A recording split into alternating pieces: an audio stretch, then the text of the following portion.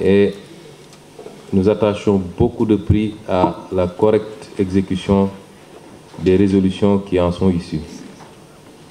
Ceci est important parce que si aujourd'hui je me suis amusé à relire, et depuis qu'on a commencé, je relis tout le temps les communiqués des conseils interministériels des années passées, et je les compare à ce qui a été établi par nos services, et je me rends compte que c'est quasiment les mêmes résolutions à quelques changements près qui sont édictées. Ceci veut dire simplement que l'État du Sénégal, jusqu'à présent, a appliqué la même méthode et les mêmes pratiques qui n'ont pas produit les résultats attendus, puisqu'on a l'impression de faire du surplace. Et chaque année, avec son lot d'inondations, alors que, à notre analyse, il n'y a pas une pluviométrie exceptionnelle, à l'exception de quelques zones du pays. Il n'y a pas une pluviométrie vraiment exceptionnelle qui puisse justifier des inondations massives. La vérité, c'est que les négligences étatiques et administratives particulièrement, et l'indiscipline citoyenne quelquefois, sont la cause des situations que nous vivons dans beaucoup de zones du pays. Et c'est pourquoi nous attachons beaucoup de prix à la correcte application de ces mesures pour cette année, puisque nous venons d'arriver.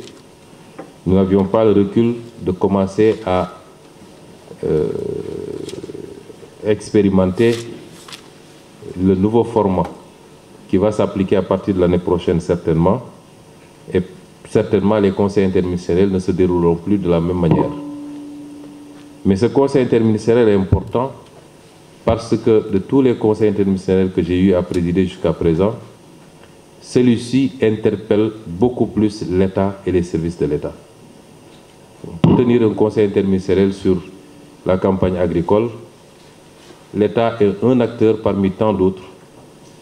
Sur le pèlerinage ou la préparation de la Tabaski, l'État est un acteur parmi tant d'autres. Mais pour cette question-ci, l'État est l'acteur principal, pour ne pas dire à 90%. Cette question relève de la responsabilité de l'État. Responsabilité technique, responsabilité administrative et évidemment responsabilité politique. Et c'est pourquoi nous considérons que l'État doit monter en puissance pour en finir définitivement avec cette équation.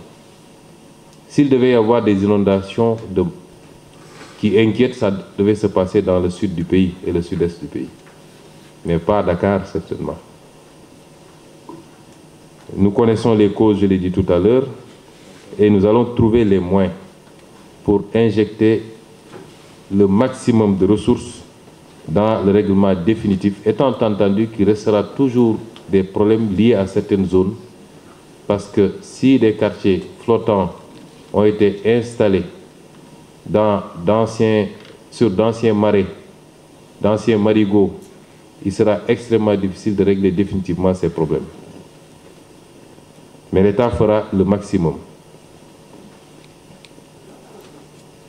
Trouver des moyens suppose aussi que ces moyens soient utilisés à bon escient. Et c'est pourquoi les moyens qui ont déjà été déployés, depuis quelques années, on nous a parlé d'une enveloppe de 717 milliards affectés à la construction d'ouvrages de drainage. Cette enveloppe fera l'objet d'un audit approfondi pour que nous puissions savoir à quoi elle a été utilisée. Il faut en finir également avec l'anarchie et il faut que l'État soit fort dans la protection des citoyens contre eux-mêmes quelquefois.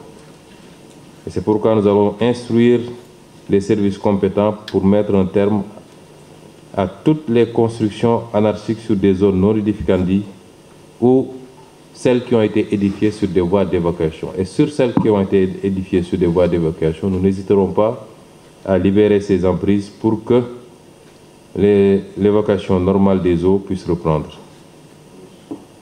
Et à côté de ces actions de l'État, nous continuerons à lancer un appel à la mobilisation citoyenne et nous félicitons toutes les organisations citoyennes qui ont pris part et celles qui n'ont pas pu être présentes aujourd'hui ici pour leur esprit patriotique. Je donne souvent un exemple, ce que nous avons pu faire à Ziguinchor où pendant 2 ans, on n'a jamais eu recours à des entreprises pour faire le travail qu'il fallait faire. Avec une bonne mobilisation citoyenne, les caniveaux ont été régulièrement curés, les rues nettoyées, sans que la mairie ait eu à débourser le moindre franc. Nous donc lançons un appel à cette mobilisation citoyenne et remercions également les forces armées.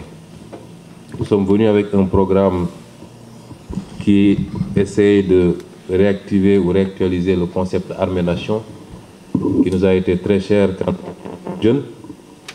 Et aujourd'hui, la participation de l'armée est appréciable et elle va s'accroître, Monsieur le ministre des Forces armées et Monsieur le ministre de l'Intérieur, pour qu'elle puisse suppléer au manque que nous avons constaté par rapport aux services classiques de l'État, mais également les privés qui interviennent dans le travail d'assainissement.